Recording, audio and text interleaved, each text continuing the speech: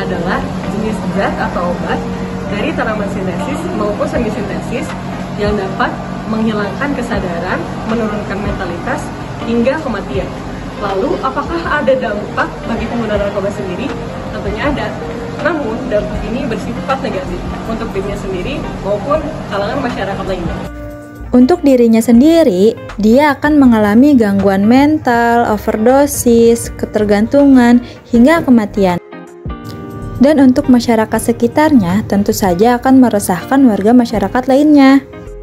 Dan ada pun contoh ilustrasi penggunaan narkoba, yaitu dengan cara dihisap, ditelan, dihirup, ditempelkan di kulit, dan disuntik. Menurut data, ada 4,8 juta warga Indonesia menggunakan narkoba. Pada Agustus 2023, sekitar 399 kasus narkoba di kalangan laki-laki dan 30 kasus narkoba di kalangan perempuan. Pada tahun 2020, 275 juta orang di seluruh dunia menggunakan narkoba. Adapun beberapa pendapat tentang pencegahan narkoba.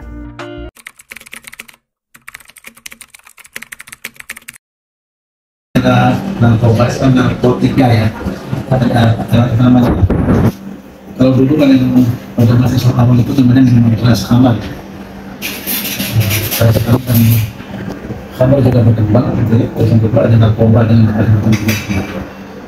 Tentu kalau mengenai bagaimana perkembangannya ya, semakin kesini semakin canggih, semakin maju ya. Mungkin cara perakitannya, misalnya cara penyebarannya, sehingga akhirnya misalnya atau bahkan kita semua masih kesulitan untuk mengatur beberapa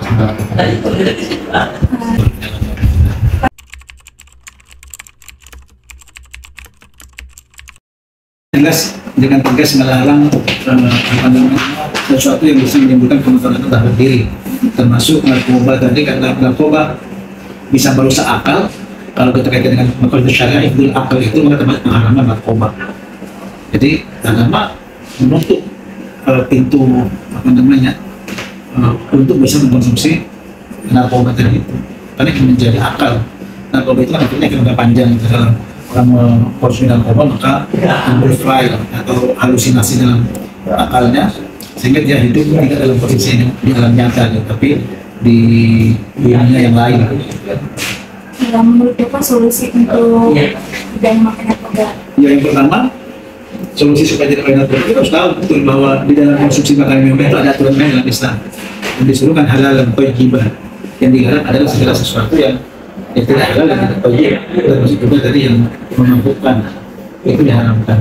Jadi kalau misalnya supaya kita tidak terjerumus dengan narkoba, tapi tahu betul bahwa dalam konsumsi itu kita dibolehkan yang baik-baik saja. Kalau apa tidak baik, maka ya kalau kita lebih paham agama yang bagus tentang konsumsi makanan tadi yang diharapkan di hati dan ya sudah selesai. Kita tidak perlu lagi mencoba untuk mengkonsumsi atau mencoba meminum sesuatu yang sudah diharamkan, karena pasti banyak mudaratnya dari makanan.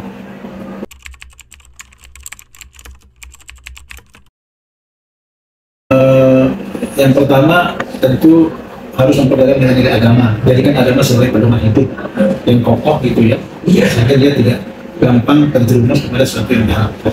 Yang kedua, walaupun mencari sesuatu yang bisa membuat tenang, dalam Quran ada halal bizikrillah dan ma'inah. Tidak hanya dengan berzikir kepada Allah, maka hati menjadi tenang dan nyaman. Kadang-kadang narkoba itu kan dikonsumsi sebagai kamuflase untuk menghilangkan masalah-masalah sesaat, lalu mencari sesuatu yang bisa melupakan. Padahal dalam Quran itu ada Islam mengatakan zikir.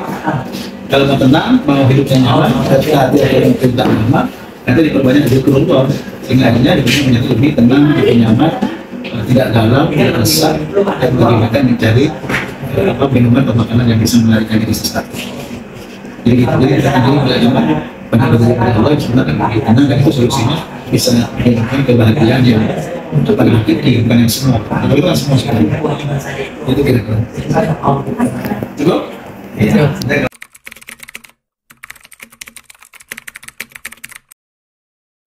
Menurut survei BNN ya, yang paling rentan gitu ya, paling rentan untuk mulai pakai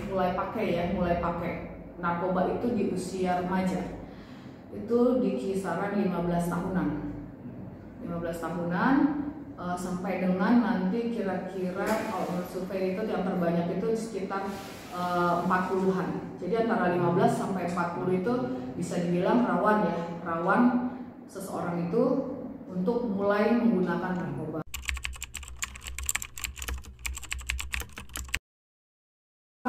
Anak remaja nih sasaran ininya ya. Kenapa anak remaja mungkin lebih rawan usia-usia segitu? Ya karena kita sama-sama tahu usia remaja itu usia yang masih cari-cari jati diri, penasarannya masih tinggi, terus kemudian dia juga tekanan dari teman sebaya, tekanan dari teman-temannya, ya kan, membuat dia akhirnya ikut-ikutan menggunakan seperti itu.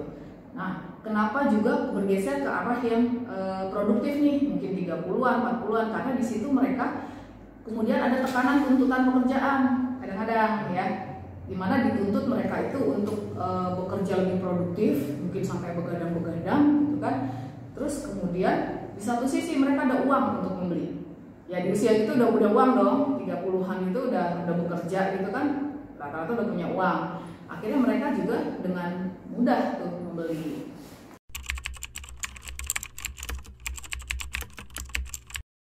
Punya strategi saat ini tuh strateginya adalah soft power approach, terus smart power approach, sama yang hard power approach. Jadi kalau soft yaitu dari bidang pencegahan dan rehabilitasi, artinya kami tidak melakukan hukum gitu ya, tapi kami lebih banyak menggandeng masyarakat, mulai dari yang muda sampai yang tua gitu ya, untuk sama-sama mencegah penyalahgunaan narkoba di lingkungannya, minimal di lingkungannya masing-masing ya, di lingkungan circle keluarganya aja dulu. Keluarganya aman, masing-masing keluarga aman lingkungan itu sebenarnya.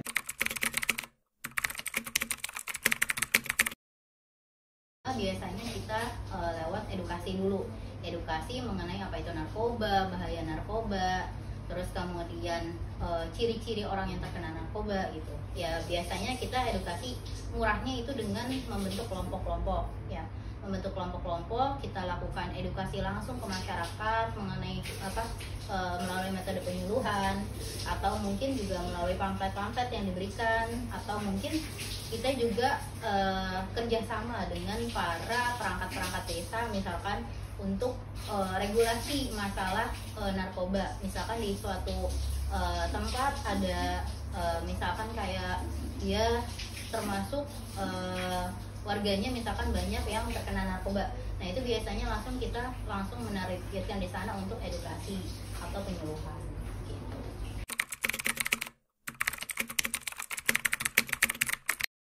Kalau dampak kesehatan jangka panjang kita biasa bagi dua. Yang pertama bisa dampaknya ke jiwa dan yang kedua bisa ke organ. Kalau untuk masalah jiwa biasanya lama kelamaan dia akan timbul depresi. Ya depresi. Karena mungkin dia ngerasa butuh nih untuk narkoba, akhirnya lama-lama dia terganggulah kejiwaannya, atau yang paling parah sampai mengancam ke gejala kegangguan jiwa.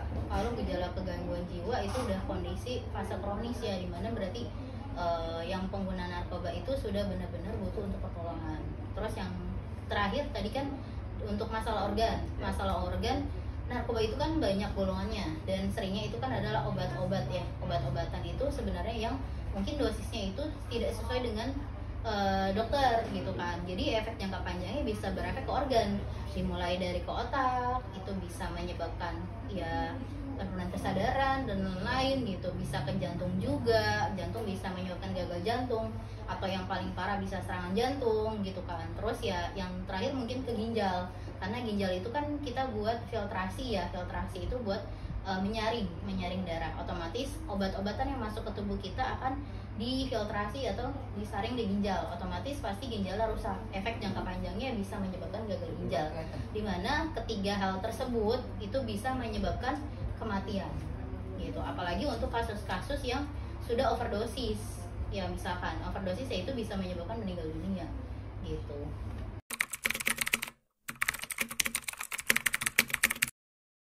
Tanda-tandanya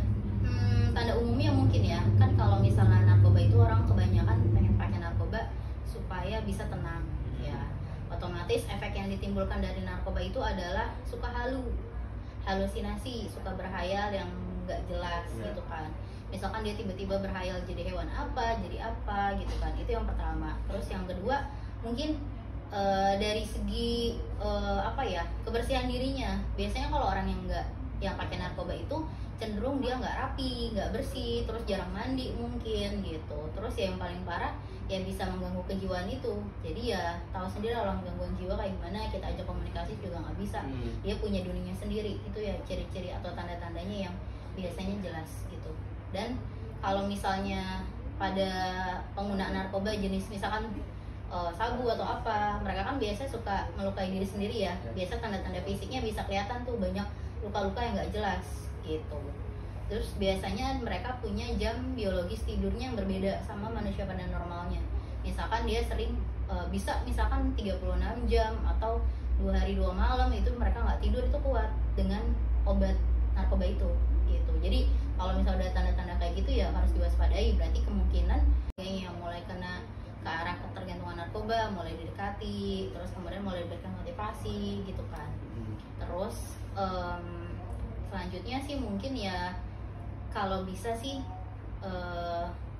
kalau misalkan ada waktu luang atau waktu kosong ya digunakan untuk hal-hal yang positif ya. Untuk hal-hal yang positif bisa aktivitas yang dia sukai misalkan gitu, supaya nggak ada waktu untuk bisa memikirkan dengan narkoba.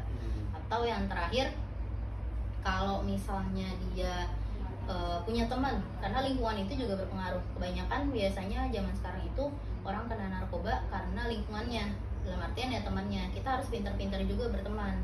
Kalau misalnya teman kita kira-kira pengguna narkoba gitu kan, ya mungkin kita sendiri jangan ikut-ikutan, tapi kita juga kalau bisa merangkul teman kita, bilangin misalkan itu bukan hal yang baik gitu kan ya, sambil dibilangin sambil supaya kita ajak. Kalau misalnya teman kita nggak, misalkan masih kekeh juga atau apa ya, berarti kita mendingan menjauh aja dari teman yang kayak gitu daripada nanti kita ikut-ikutan menggunakan narkoba gitu.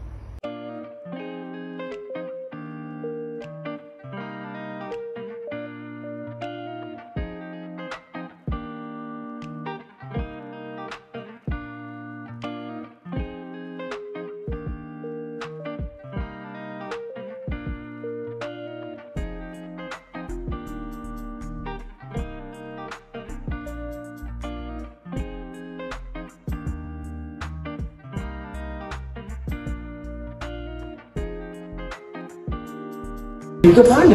Apa nih? Dibebaskan diri dari narkoba. Emang aja narkoba. Mana kamu nggak boleh ya? Oh, boleh tolong. Oh iya.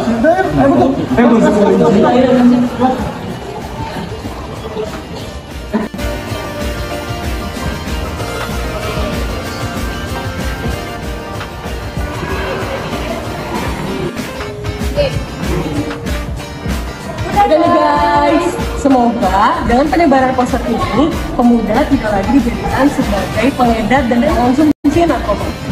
Guys.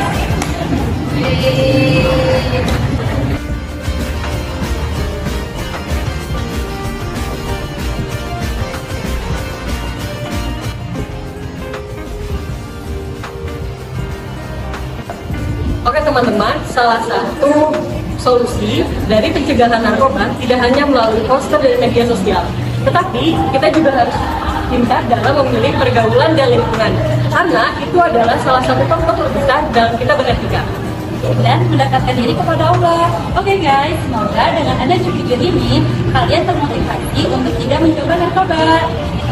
Dan